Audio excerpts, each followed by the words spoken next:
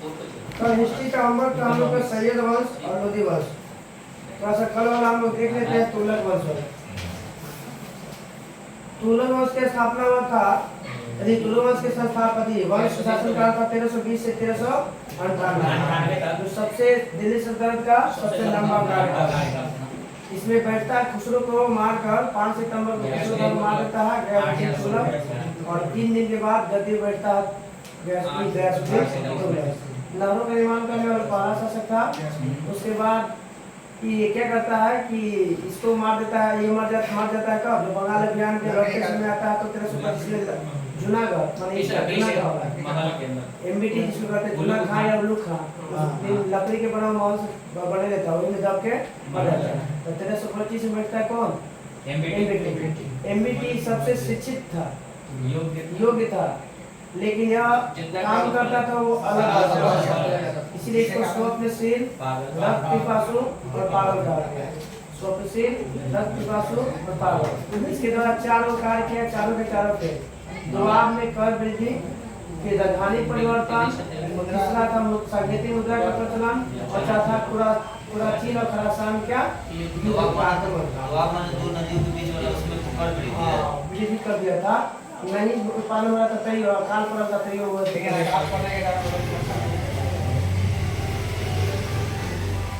गैसुद्दीन तुगलक जो पहुंच गया था, तुगलक ने एक तुगलकाबाद को गढ़ बनाता है, स्थापना करता है रोमन शैली में, इसको कहा जाता है 56 को। इसके बाद मोहम्मद बिन तुगलक जो है ना कृषि के लिए नया विभाग की स्थापना करता, अमीरे कोई, और इसने अपनी राजधानी परिवर्तन कहा दिल्ली से देवगिरी अब कहलाता है, और इसने अपने मलिक को ठंडा और गर्मी 2 कपड़ा देने की व्यवस्था की, ठंडा में 1 जोड़ा और गर्मी में। इसने ताजा फल मंगवाता था कहाँ से, और पीने के लिए गंगा का जल बनाया। उसके अलावा सांकेतिक मुद्रा का 2 व्यवस्था किया, एक था कांसा परिष्ठा के अनुसार और तांबा वर्णी के अनुसार। कांसा जो था वो चांदी के बराबर था, और तांबा जो था वो कांसा जो था परिष्ठा के अनुसार चांदी के मूल्य के बराबर, और तांबा टंका के बराबर। इसको प्रिंस ऑफ मैनियर्स किसने कहा था, एडवर्ड थॉमस।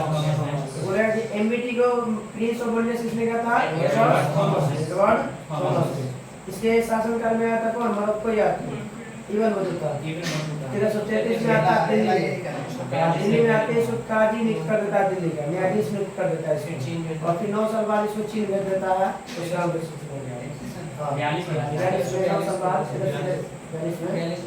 उसके बाद इबन बतूता का पुस्तक है रेला में बहुत सारा मिलता है, पहले का जीवी मिलता है, बेटी का डाक व्यवस्था मिलता है, डाक चौकी मिलता है, लड़की को सती प्रथा नगाड़ा बजते हुए दिखाया गया इसको इनमें रेला में।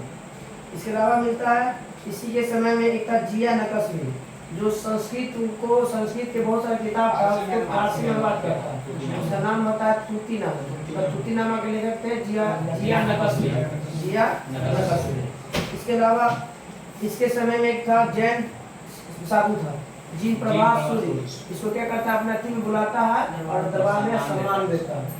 इसके अलावा इसका मृत्यु जाता 1351 में ठट्टा के पास गोडाल, ठट्टा के नीचे गोडाल है वहाँ पे इसका 1351 में मृत्यु जाती है 20 मार्च 1351 को। यह दिल्ली सल्तनत का पहला शासक था जो किसी के कब्र पर गया था।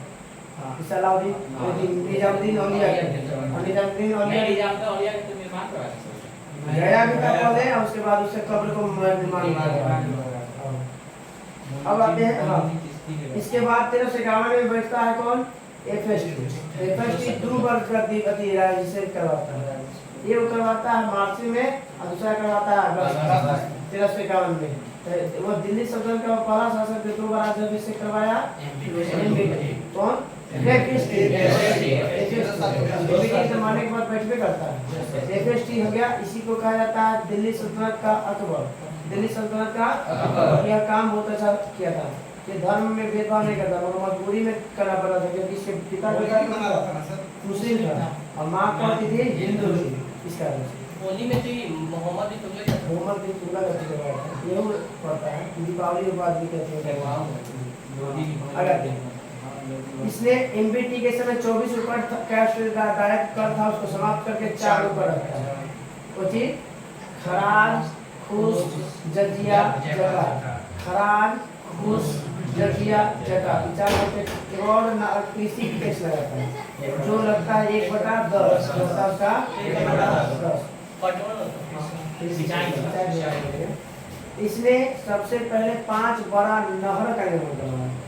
5 बड़े नहर और 300 नगर। 300 नगरों में से 5 को याद रखना। फिरोजपुर, जौनपुर, फतेहाबाद, फैजाबाद। उसके बाद देखो हिसार 5 फिरोजपुर, जौनपुर, फतेहाबाद, फिरोजाबाद और एक हिसार। 5 नगर का फेमस है। कौन लगाया था? एफएस। इसने ही अशोक के स्तंभ लगाया था कहाँ पे? दिल्ली में स्थापित करवाया था। हाँ, मेरठ से था और टुकड़ा। अब तो इसी के समय सबसे ज्यादा कुछ था दास। मतलब 1,80,000 दास थे। दासों के देखभाल करने के लिए दीवान एक बदगान दास की देखभाल करने के लिए दीवान ने और मुसलमान महिला विधवा और लड़कियों के लिए खैरात विभाग के साथ होता था, जिसे दीवान खैरात कहते हैं। दीवान खैरात दान विभाग से, दीवान बदगान दास। इसकी आत्मकथा का नाम है फतुहात फिरोज शाही। इसके दरबार में जियाउद्दीन बर्नी और शमसे सिराज। इसने ज्वालामुखी मंदिर में पुस्तकालय होता है, उसको लुटता 1300 संस्कृत में रहता है, उसको फारसी में अनुवाद करवाया। दलाइते ये फिरोज शाही के नाम से करवाता है, जिसका लेखक होता है अपाउद्दीन। दलाइते फिरोज शाही 1300 ग्रंथ को किसे बदलता है? दलाइते फिरोज शाही। उसका कोची करता है भाई? कौन करता है? तो अपाउद्दीन। लेखक कौन होता है? अपाउद्दीन। और इसकी मृत्यु होती 1388 में। 2 बेटा सिक्का अद्धा और बीक एफएसटी द्वारा शुरू किया गया। अद्धा और आधा चलता है चांदी का, चांदी का सिक्का रहता है और बीक रहता है तांबा। अद्धा चांदी का, बीक होता है तांबा। और इसके समय में वो बनाता है मस्जिद होता है, तो मस्जिद का नाम है खान ए जहां तेलांगी।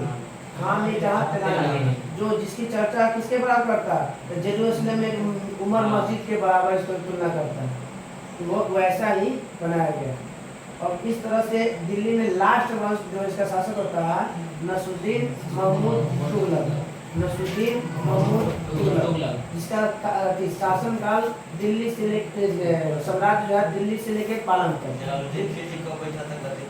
जलालुद्दीन फिरोज के लिए 1320 में स्टार्टिंग था।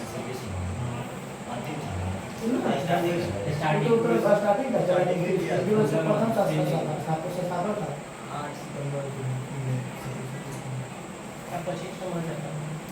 पहले गुलाम 1200 से 1290, उसके बाद खिलजी 1290 से 1320 से लेकर 1398 1290 से 1320 में जलालुद्दीन खिलजी कब बैठा था?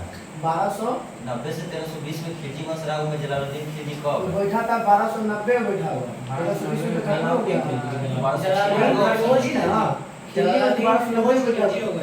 जलालुद्दीन फिरोज खिलजी। हाँ, खिलजी में बैठा था 1290 में। 1290 से अभी तुगलक गयासुद्दीन तुगलक बैठा है ना, ये 1325 5 साल रहा था। 96 का 6 साल तक शासन का तो मर ही जाता है वो। मर जाता है। हाँ, 1290 से भतीजा दामाद अलाउद्दीन खिलजी रहता है। दामाद भी एक तरह से रहता है, एक तरह से भतीजा भी रहता है। अलाउद्दीन खिलजी है। इसलिए हम लोग आज का है सैयद वंश 14 से 1451। सैयद वंश के शासन का 14 से 14 से लेकर 1451। हमारे से हम निकल गए। फिर उसके बाद नहीं देता ना, उसके बाद नहीं फिर 98 के बाद 14 में आया। अरे वो 98 से अब 20 का बैठा कहते जो इतिहास पढ़ाया ना, जो फेमस हुआ उसी को पढ़ाया। फेमस दिया नहीं, नाम दिया है 1351 तक, 1451 तक, तब में सबसे लंबा कार्यकाल है 1320 से लेके 1451 तक होना चाहिए। 14 से 14 तक होना चाहिए। 18 तक डेट बता 18 तक देता है, बीच में गैप कर देता है छोटा छोटा। अब जैसे बंद करी वीडियो, छोड़ दीजिए जो लिखवाएंगे वो भी नो मिलाएगा भैया बंद करके कैमरा पीछे अब आएगा। चलिए आप लोग शांत रहिए, वीडियो को देखिए अच्छा से।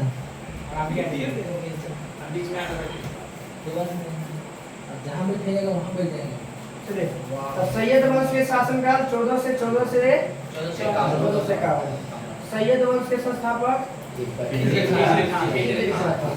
और ये जो गद्दी बैठता है क्या नाम से बैठता है? रैयत ए आला उपाधि धारण क्या करता है? बैठता है। इस खिजर खां जो होता है वो तैमूर लंग के सेनापति होता है। तैमूर लंग, अब तैमूर लंग भारत पर कब आक्रमण करता है? 1398 कब है? 1398 में। यह जब भारत से तैमूर लंग लौटता है तो मुल्तान, लाहौर और दीपालपुर का शासक नियुक्त करते हुए खिजर खां को चल जाता है। जैसे बोरी गया था ना उसे दे के जाता है, वैसे ये भी दे के चल जाता है। इसका खिजर खां के नियमित रूप से तैमूर के पुत्र शाहरुख को क्या बताता? टैक्स देते हैं। तैमूर के बेटे का नाम शाहरुख, और उसको क्या करता था? यहाँ भारत से टैक्स देता था। कौन? खिजर खां। और खिजर खां के पुत्र खिजरा की मृत्यु हो जाती है 1421 में। 7 साल तक शासन करता है खिजर खां। उसके बाद 1421 में खिजर खां के मृत्यु हो जाती है। उसके बेटा का नाम होता है मुबारक खान। शाह की उपाधि मुबारक खां शाह की उपाधि धारण करके गद्दी पर बैठता है। और इसी के शासनकाल में रहता है वो लेखक याहिया बिन अहमद सरहिंदी। अहमद सरहिंदी याद रखिएगा, अहमद सरहिंदी को मुबारक शाह का संरक्षण प्राप्त था। और इसके किताब लिखा है अहमद सरहिंदी ने, उसका नाम है तारीखे ए मुबारक शाह। तारीखे ए मुबारक शाह अवकर था एक वाला के तारीखे फिरोज शाही तारीख फतुहात ए फिरोज शाही, फतुहात ए फिरोज शाही। एफएसटी के जो बुक के नाम था, आत्मकथा का नाम था फतुहात ए फिरोज शाही, और इसका है तारीखे ए मुबारक शाह। मुबारक शाह है तो मुबारक शाह जोड़ दिया, तब तो क्या हो गया? तारीखे ए फिरोज शाही। अब तारीखे फिरोज शाही में किसका वर्णन मिलेगा? जिस वंश का है उसी वंश का मिलेगा, मतलब सैयद वंश। तो तारीखे फिरोज शाही में इसका यमुना नदी के किनारे पर मुबारक शाह कौन सा? मुबारकाबाद की स्थापना करता है मुबारकाबाद। और सैयद वंश का अंतिम शासक होता है अलाउद्दीन आलम शाह। और यह जो है 37 साल तक शासन करता है। 37 वर्ष तक खिजर खां थी। सैयद वंश कितने साल तक है? 37 साल। 14 से 1451 में होगा तो 37 साल। इसके बाद आता है लोधी वंश। लोधी वंश 1451 से लेके 1526। 1451 से लेके 1526। हाँ, लोधी वंश का संस्थापक बहलोल लोधी। लोधी वंश का जो 1451 में गद्दी पर बहलोल शाह गाजी की उपाधि धारण कर दिल्ली पर बैठता है। दिल्ली पर प्रथम अफगान आक्रमण, या अफगान शासक कौन था? बहलोल। दूसरा अफगान शासक कौन था? शेरशाह। पहला अफगान शासक बहलोल और दूसरा शेरशाह। बहलोल लोधी ने अपने नाम पर एक सिक्का चलाता है बहलोल। अपने नाम पर सिक्का चलाता है बहलोल लोधी। अपने ये ऐसा इरादा था कि अपना सरदार अगर खड़ा रहता तो खुद भी खड़ा रहता, हमारे सम्मान में। अपने सरदारों के खड़ा रहने पर खुद भी खड़ा रहता। कौन? बहलोल लोधी। इसका बेटा होता है 1489 मर जाता है बहलोल लोधी। 1489 मतलब कितना साल तक?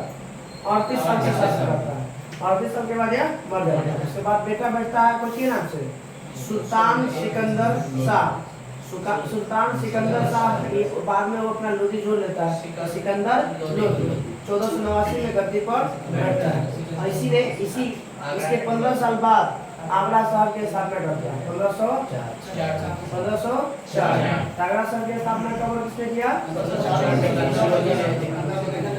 1504 में सिकंदर लोदी ने। और इसने भूमि के मापने के प्रतीक खोज किया, गजे सिकंदरी। इसने सिकंदर लोदी ने। इसने एक गुल रुखी शीर्षक फारसी कविता लिखने वाला पहला सुल्तान था लोदी, सिकंदर लोदी। गुल रुखी शीर्षक को फारसी में लिखने वाला पहला सल्तनत, दिल्ली सल्तनत का शासक था कौन?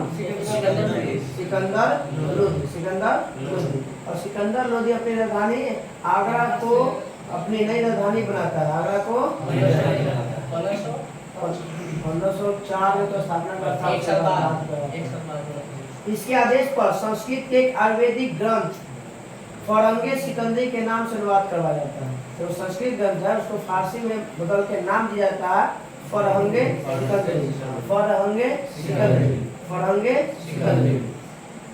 इसके अलावा इसमें एक ज्वालामुखी मंदिर होता है। इसको तोड़वा कर उसके टुकड़ा को क्या करता है कि कसाई को दे दिया जाता है मांस तोड़ने। तो ज्वालामुखी में था पुस्तकालय जो 1300 ग्रंथ क्या करता है फारसी में अनुवाद करवाता है दलायते फिरोजशाही और अबाउद्दीन उसके लेखक होते हैं। हाँ, इसमें मुसलमानों को तजिया निकालने और मजार पर महिलाओं को जाने से रोक लगा दिया था सिकंदर। तजिया निकालने और मकबरे में महिलाओं को जाने पर पीर या संतों के मजार पर जाने पर प्रतिबंध लगा दिया था। गला की बीमारी हुआ इसमें 1517 में मर गया। गले की बीमारी के कारण इसको मृत्यु 1517 और इसका शासनकाल 1489 से लेकर 1517 कितना था? 28 साल। बाप था 38 साल, बेटा हो गया 28 साल। अब उसी दिन बैठता है सिकंदर इब्राहिम लोदी। 1517 में गद्दी बैठ जाता है कौन? इब्राहिम लोदी। दिल्ली सुल्तानों में सिकंदर लोदी प्रथम सुल्तान था जो हिंदुओं के त्योहार मुख्यतः होली में भाग लेता था।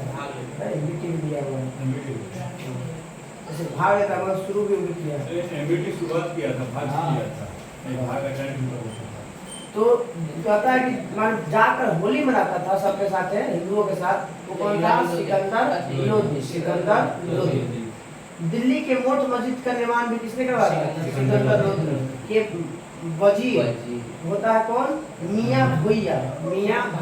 समझिए खुद बनवाया 1505 में। 21 अप्रैल 1526 को पानीपत के प्रथम युद्ध में इब्राहिम लोदी मारा जाता है। और भारत पर बाबर को आक्रमण करने के लिए कौन नेता देता है?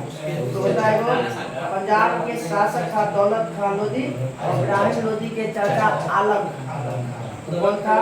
दौलत खान लोदी और आलम। ये वो था पंजाब के शासक। ये वो था इब्राहिम लोदी के चाचा था बाबर आएगा जीत जाएगा, माल लूटेगा, चल जाएगा, सब हम रख लेंगे। ओकरा लिखा इतिहास पढ़ने था ये सब। गोरिया वाला सोचा गोरिया करके जैसे गया है खावा के दे लेता तैमुलगवा जैसे कर लेता ऊपर दोनों में पानी दे देता ऊपर फिर लास्ट में हम लोग का था कहाँ से? सैयद वंश और सैयद वंश के शासनकाल 1400 से 1451। जब गद्दी तैमूर लौटता है तो खिलजी को देख के चल जाता है और अपने आप को खिलजी रैयत आला के उपाधि 11 से गद्दी पर बैठता है। और यह कौन कौन जगह इसको दे देता है? तो मुल्तानपुर, मुल्तान, लाहौर और दीपालपुर ये देके चल जाता है। और एक बेटा को खिलजी क्या करता है? टैक्स देता है। शाहरुख को क्या करता है? टैक्स देता है। और 1421 में खिंचा के उसके बाद मुबारक गद्दी बैठता है और मुबारक खां के दरबार में रहता है अहमद सलेमी। कौन सा इसका लेखक लेता है? तारीखे मुबारक शाही। मतलब मुबारक शाह के जीवनी लिख देता है कौन?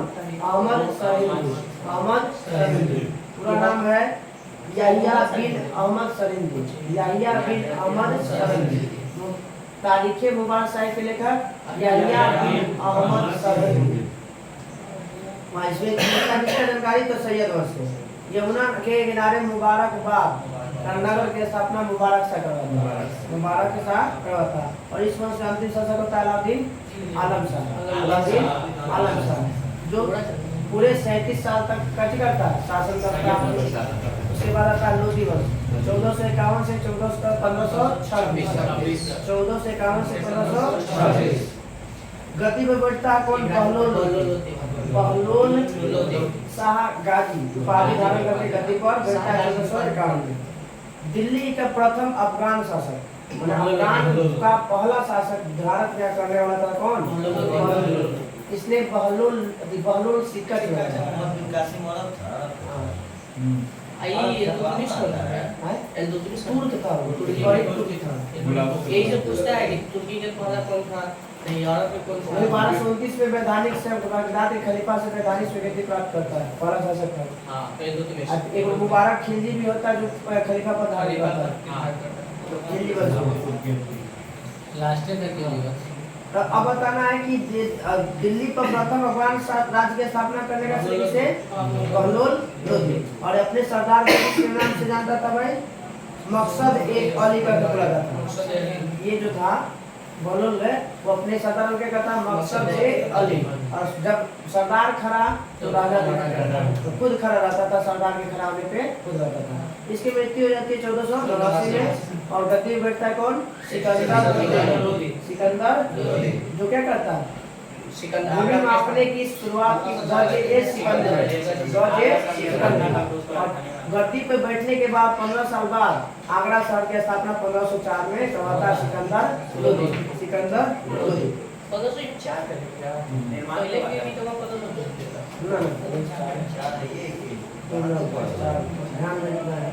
1504 गज सिकंदरी क्या था भाई? तो भूमि मापन की एक प्रमाणित पैमाना था। कौन क्या था? सिकंदर। और गुल रुखी शीर्षक को फारसी में अनुवाद करने वाला पहला शासक था दिल्ली सल्तनत का, हुआ था सिकंदर लोधी। इसने क्या किया था? अपनी राजधानी कहाँ? आगरा बनाया था। और एक संस्कृत का आयुर्वेदिक ग्रंथ था जिसको फारसी में अनुवाद करता है फरहंगे सिकंदरी। फरहंगे सिकंदरी। और इसी के शासनकाल में नागरकोट में होता है ज्वालामुखी मंदिर, उसको तुड़वाता है, टुकड़ा मांस दे देता है कसाई को मांस तोड़ने के लिए। दिल्ली है हाँ। और इसने क्या करता है कि तजिया निकालने पर प्रतिबंध और पीर और संत पर महिला को जाने के लिए बैन कर देता है। सिकंदर लोधी। सिकंदर गला की बीमारी के कारण 1421 में इसके 1517 में तो बाप किया था 38 साल, बेटा किया 28 साल। इसने जब दिल्ली सल्तनत का पहला शासक था जो हिंदुओं के साथ जाकर बोली थी सिकंदर लोधी। मोट मस्जिद का निर्माण किसने करवाया था? तो सिकंदर लोधी। उसका वजीर था, याद रखिएगा, भुइया। याद रखिएगा भुइया। सिकंदर लोधी के मियां वजीर मतलब प्रधानमंत्री का वजीर प्रधानमंत्री का था। और बाबर का भारत पर आक्रमण करने के लिए बाबर को कौन आमंत्रित करता है? पंजाब का शासक था दौलत खान लोधी और सिकंदर लोधी के चाचा इब्राहिम लोधी के चाचा आलम खान। इब्राहिम लोधी के चाचा आलम खान। इस तरह से हिस्ट्री का हम लोग आज का खत्म हो गया। कल हमारा पूरा पढ़ना है कोई चीज दिल्ली सल्तनत कालीन शासन व्यवस्था। दिल्ली सल्तनत कालीन शासन व्यवस्था।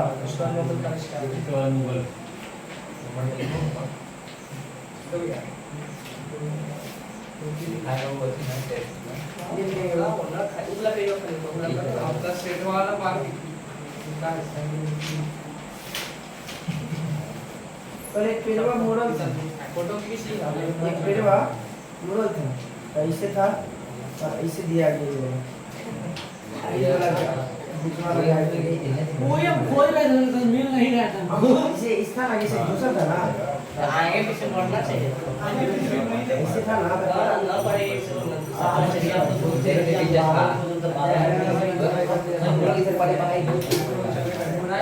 तो आवाज ना चलिए ज्योग्राफी में हम लोग था बादल बादल था, चक्रवात था, प्रति चक्रवात था और एक और भी था, कल एक्स्ट्रा बढ़ गया था तो वह छोड़ देंगे, कल में डालेंगे। तो बादल और चक्रवात प्रति चक्रवात हम लोग बढ़ जाते हैं। बताना है कि संतृप्त वायु की सापेक्ष आर्द्रता कितनी होनी चाहिए? 100%। संतृप्त संतृप्त का मतलब होता है पूरी तरह से मिला जुला, मतलब ये होता है असंतृप्त। क्षमा चाहते हैं लाइन कटने के लिए, बंद कीजिए।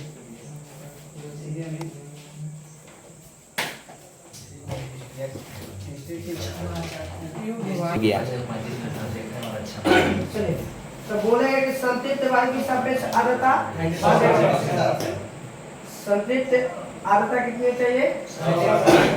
मगर मनुष्य के लिए सबसे अधिक आरामदायक कितना % चाहिए आर्द्रता? 45%, मतलब 45% चाहिए आर्द्रता, ताकि जो क्या होना चाहिए आरामदायक मिलेगा। अब आते हैं, बताइए कि संघनन कितने कारकों पर निर्भर करता है?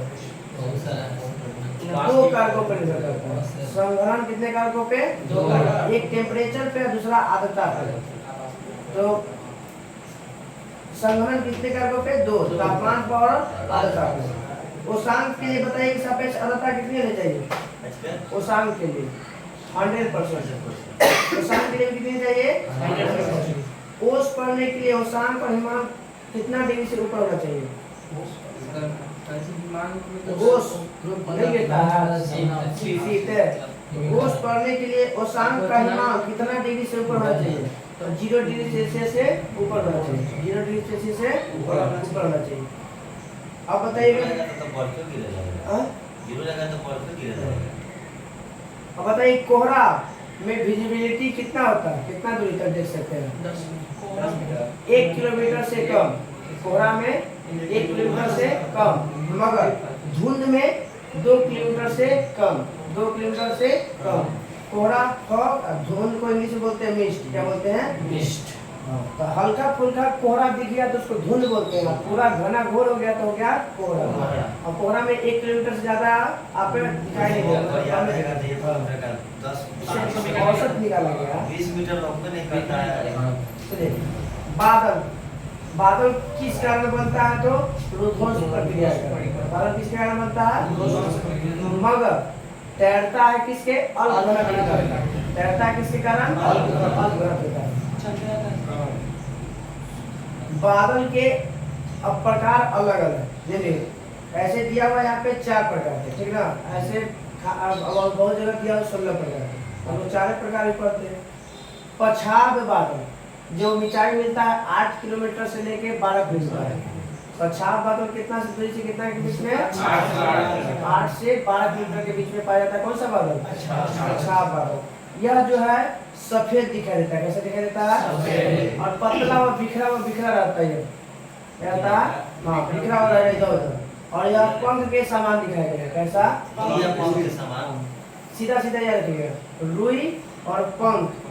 तो रुई नहीं, कपासी बादल रुई के दिखाई देता है। पछाद बादल में याद रखिएगा, रंग सफेद, छित्री बित्री मिलेगा और दूसरा पंख के समान मिलेगा। क्या मिलेगा? पंख। प से पछाभी और प से पंख। तो पछाभी बादल का आकार कैसे दिखाता है? पंख के आकार। रंग कैसा होता है? सफेद, पिछड़ा छित्री बित्री मिलेगा आपको। 8 से 12 किलोमीटर के बीच में पाया जाता है। हाँ, बारिश वाला बादल अलग होता है। बादल वही तो पढ़ा है, 4 प्रकार के होता है, इसी 16 प्रकार के होता है। कपासी बादल, इसका आकार यह जो होता है रुई के समान होता है। कैसा होता है? रुई के समान। कैसा होता है? और शीर्ष होता है गुंबद का। क्या होता है? देखिएगा ना, जब बारिश में हल्का फुल्का होता है तो एक गुंबद के आकार का पहाड़ मिलेगा, बनेगा, मोटा मोटा लगे बना हुआ है पहाड़ की तरह। तो वही होता है कपासी बादल। कपासी बादल कैसा होता है? रुई के समान होगा। ऐसे रुई के ढेर रख दीजिएगा ना तो वैसे गुंबद के आकार बन जाएगा आपको। देखा ना आप कुछ नहीं, बहुत सारा रोई लिए रख दीजिएगा खोल के, तो वैसे ही जैसे दिखाई देगा आसमान बना हुआ वैसे ही दिखाई देगा। मूर्ति के सामने नहीं रुई रहता था।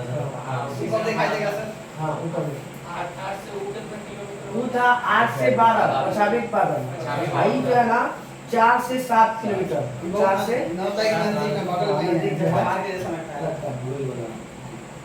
तो बोलिए तपासी बादल का शीर्ष गुंबद ना गुंबद के आकार का होता है और रुई के समान होता है। कैसा होता है? हाँ। अब है वो अस्तरी बादल, ये चादर जैसा दिखेगा, पतला हाँ, चादर जैसा फैल जाएगा पूरा, और इसमें हमेशा वर्षा गुण पाया है। एक रंग के नहीं बादल हो जाता लमसम आटा के अंदर का खरीवा वाला तो वो होता है अस्तरी बादल, मतलब हमेशा इसमें सतत मतलब हमेशा वर्षा गुण मतलब वर्षा के गुण पाए जाते हैं। किसमें? अस्तरी बादल। इसमें अस्तरी बादल। अस्तरी बादल में एक होता है वर्षा बादल। वर्षा बादल का रंग जो होता है काले और गहरे स्लेटी रंग का होता है। कैसा? स्लेटी रंग का होता है, और यह सबसे नीचे पाया जाता है। क्या पाता है? सबसे नीचे पाया जाता है। बादल की दिशा को गति को मापने वालों को हम यंत्र को कहते हैं नेपोस्कोप। क्या बोलते हैं? बादल की गति को मापने वाले यंत्र को नेपोस्कोप। तो बादल 4 प्रकार के हम लोग पढ़े। पहला था पछाड़ बादल जो 8 से 12 किलोमीटर में है, आकार इसका पंख के समान और यह रंग जो है सफेद। दूसरा था कपासी बादल। कपासी बादल रुई के समान और रुई कैसा दिखेगा? गुंबद का जैसा, गुंबद का पहाड़ के जैसा गुंबद के आकार का, पहाड़ से अंदर लगे खाली। तीसरा है अस्तरी बादल, ये परतदार होता है। कैसा? परतदार चादर जैसा फैल रहता है, और ये अधिकांश हमेशा बादल क्या रहेगा? आकाश को ढके हुए रहेगा। क्या रहेगा?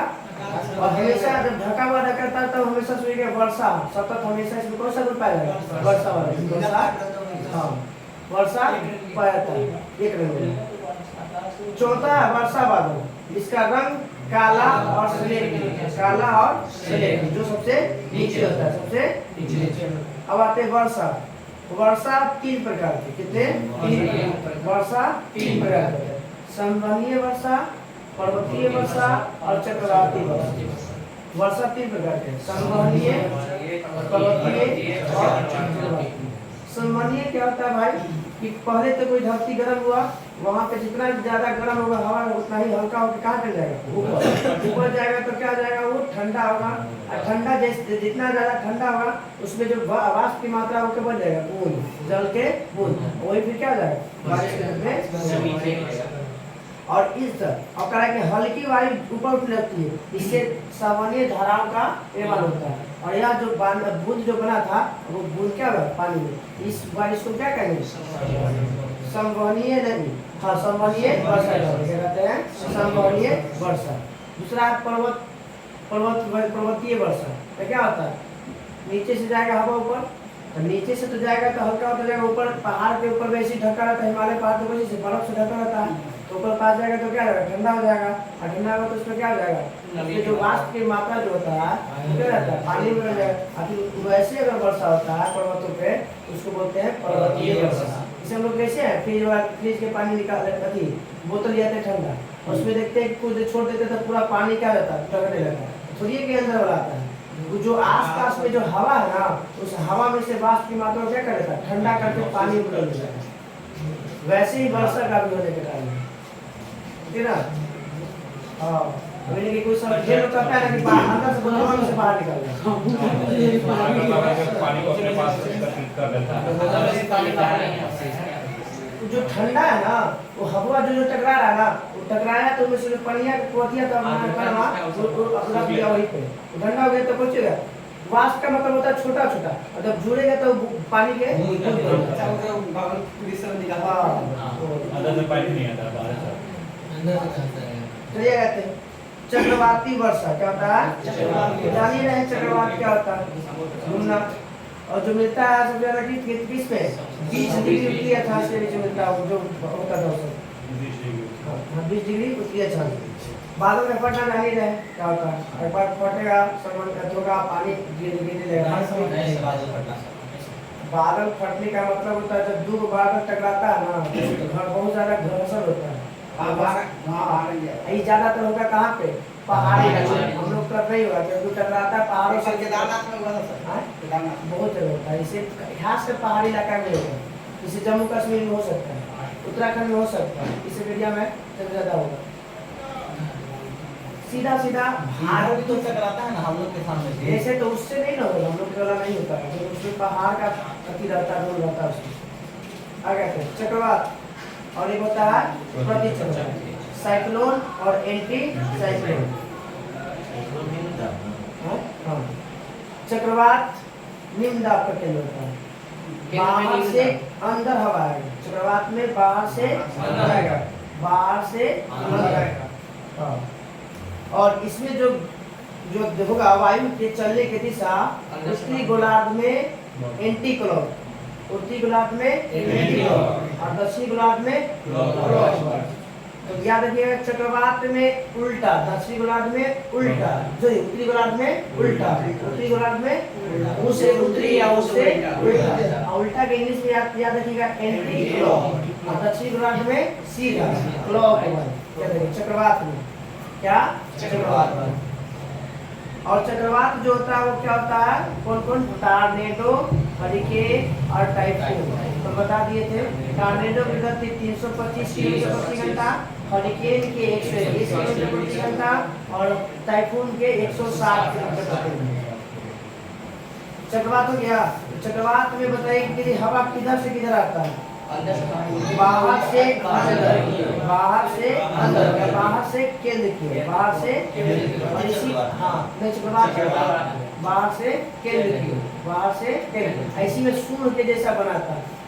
टॉर्नेडो में देखिएगा ना तो कीप के अनुसार बनेगा, नीचे से तो पतला, ऊपर जाकर थोड़ा धीरे धीरे मोटा होता है। कौन टाइप का होता है?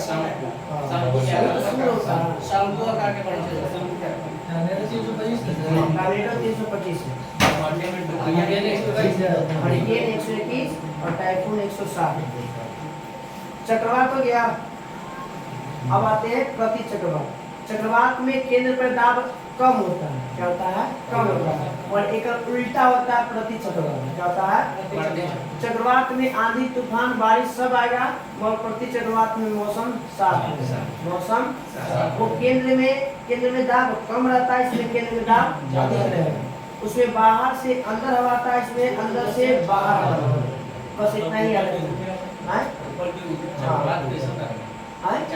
नीचे की तरह रहता है। कभी देखा है भूतवा वाला हवा की बनता है? बस वही हम लोग इतनी दाम नहीं बनता, इसलिए बढ़िया नहीं पड़ता। वो मिलेगा आपको प्रशांत महासागर क्षेत्र में सबसे ज्यादा मिलेगा। पानियों में देखिएगा एक भोरी टाइप का बनता है। चक्रवात अरे बोतलवा में नहीं पहले से सीधा सीधा सब लोग देखता है भूतवा वाला कहता है घोड़िया जो हवा बनाता है। कभी कभी तो बरियार होता है, बरियारों बना देता है, उड़ा देता है कथी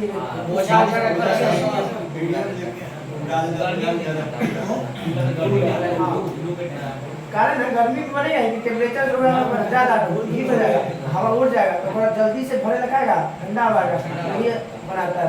सर हमको एक बार स्कूल में बताया था, सर प्रदीप सर बताया कि जब हवा टकराता है ना तो उसके कारण वो होता है। वही तो हो रहा है, हवा एक उठ रहा है हल्का, अपना स्थान पे जल्दी से भरेला, खाना खाना बैठता है ना वो बैठता है जाके थी में बची में कुर्सी लुटेला तो मेरा टीम में कुर्सी नहीं वही बात तो समझो, वो तो हो रहा है। वो खाए वाला नहीं किया, अपना उठबो नहीं किया, जल्दी से बैठता है।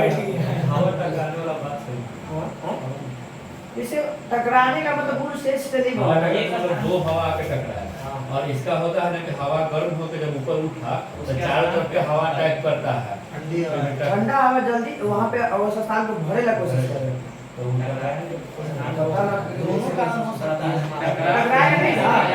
टकराएगा तो आवाज होगा, हवा टकराएगा तो आवाज होगा। नहीं टकराएगा। चलिए हवा उठ रहा है ऊपर, सुनिए ना, प्रिंसिपल है वो ये सब नहीं जानता।